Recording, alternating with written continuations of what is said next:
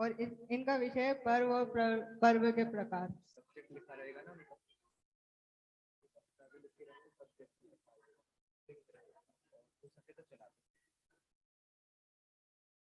यहाँ उपस्थित सभी निर्णायक महोदय, विशेष अतिथिगण और मेरे अग्रज व अनुज भाइयों को सादर जय जय। मैं एक छोटे से मंगलाचरण के साथ प्रारंभ करना चाहूंगा। मंगलम भगवान वीरो, मंगलम गौतमो गणी, मंगलम कुंद कुंदाद्यो, जैन धर्मोस्तु मंगलम। आज मैं आप सभी लोगों को पर्व के बारे में बताने वाला हूँ। संबंध स्थापित करने वाले अथवा नवीन उत्पादन करने वाले भाव जिन विशिष्ट अवसरों में होते हैं उसे पर्व कहते हैं। पर्व 3 शब्दों को जोड़कर बनाया गया है, प, र और व। इसका अर्थ है, प का अर्थ है पापों को, र का अर्थ है रग रग से और व का अर्थ है विसर्जन करना। मतलब पापों का रग रग से विसर्जन करना ही पर्व कहलाता है। धार्मिक पर्व में हमारी देव शास्त्र गुरु से अति निकटता होती है। इसमें हमारे सारे सांसारिक भाव की शुद्धि होती है और हमें उनके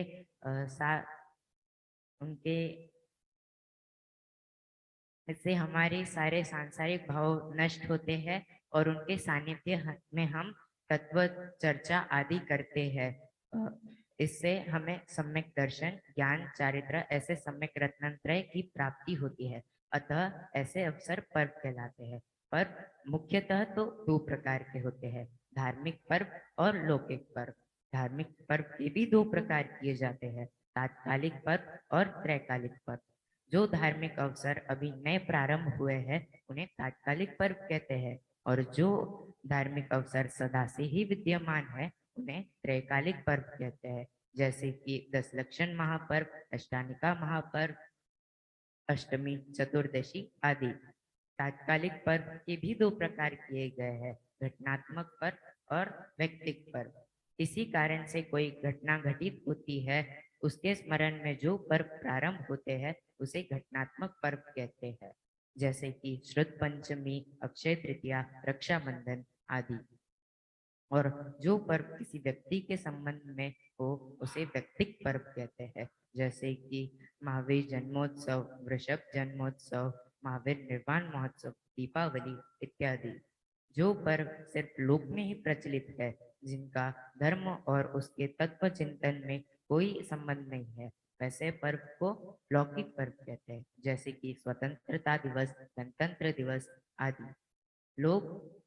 लोग धार्मिक पर्व में संयम के साथ रहते हैं, पूजा पाठ आदि करते हैं और आत्म स्वभाव में तत्पर लीन रहते हैं।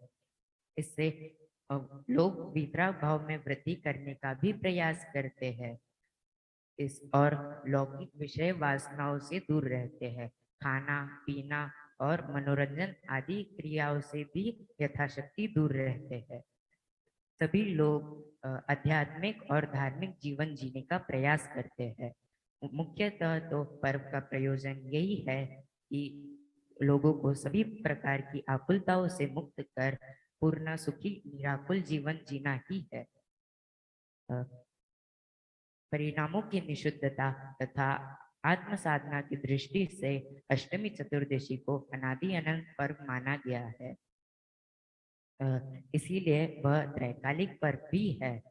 सिद्ध दशा जो 8 कर्मों से रहित दशा है, उन 8 कर्मों के नाश करने में जो प्रतीक रूप है, इसीलिए यह पर्व प्रसिद्ध है। सिद्ध दशा जो 14 गुणस्थान से भी पार है, गुणस्थानातीत है, ऐसे दशा पाने के लिए हम यह पर्व मनाते हैं। श्रुत पंचमी जो कि एक घटनात्मक पर्व है, जिसमें हमारी द्वादशांग जिनवानी माता का लिखी थी, ऐसे यह पर्व हम मनाते हैं। और ऐसा ही एक पर्व अक्षय तृतीया है, जिसमें आदिनाथ भगवान को श्रेयांस राजा से आहार दान मिला था। अष्टानिका पर्व एक त्रैकालिक पर्व है जो साल में 3 बार आता है। नंदीश्वर द्वीप पूजन में इसका उल्लेख भी है। कार्तिक फाल्गुन षाढ़ के अंत 8 दिन माहे, नंदीश्वर सुरजात है हम पूजे हटाही। मतलब कार्तिक फाल्गुन और आषाढ़ के अष्टमी से लेकर पूर्णिमा तक यह पर्व मनाया जाता है। इस पर्व को तो देवगण भी मनाते हैं। तत्व चर्चा, वार्ता आदि करके अपने मन में आत्म आत्म साधना का भाव लाते हैं। यह पर्व 8 दिन तक चलता है। इस पर्व में कुछ लोग सिद्ध चक्र विधान भी करते हैं। आत्म साधना की प्रतीति रूप जो चारित्र की 10 प्रकार से आराधना की हो उसे ही 10 धर्म कहते हैं। आचार्य उमा स्वामी ने तत्वार्थ सूत्र में कहा है, उत्तम क्षमा मार्दव आर्जव शौच सत्य संयम तप त्याग अकिंचन ब्रह्मचर्यानि धर्माः। अर्थात उत्तम क्षमा, उत्तम मार्दव, उत्तम आर्जव, उत्तम शौच, उत्तम सत्य, उत्तम संयम, उत्तम तप, उत्तम त्याग, उत्तम आकिंचन और उत्तम ब्रह्मचर्य, ये धर्म के 10 भेद है।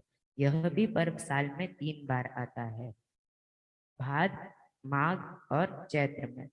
चैत्र के पंचमी से लेकर 14 तक यह पर्व मनाया जाता है। उत्तम क्षमा आदि आत्मा के चारित्र गुण की निर्मल दशाएं है। इनके साथ लगा उत्तम शब्द सम्यक दर्शन और सम्यक ज्ञान को दर्शाता है। अर्थात सम्यक दर्शन और सम्यक ज्ञान के साथ में होने वाले उत्तम क्षमा आदि वितरागमय धर्म ही 10 लक्षण धर्म है या अथवा धर्म के 10 लक्षण है। इस 10 लक्षण पर्व के अवसर में मैं यही कहना चाहता हूँ कि हम सब सम्यक दर्शन, सम्यक ज्ञान और सम्यक चारित्र की प्राप्ति कर कर मोक्ष मार्ग में बैठे। यही मंगल भावना के साथ मैं अपनी वाणी को यही विराम देता हूँ। जय जिनेन्द्र।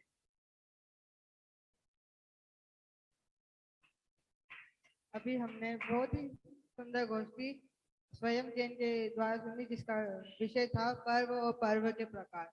और इसी के साथ अब मैं अपने दूसरे वक्ता को बुलाना चाहता हूँ, जो है राज जैन। वो उनका विषय है 10 लक्षण क्या है और कितनी बार आता है वर्ष में।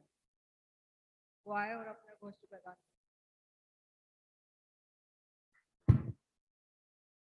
बोले देवादिदेव खैराट श्री आदिनाथ भगवान की जय हो।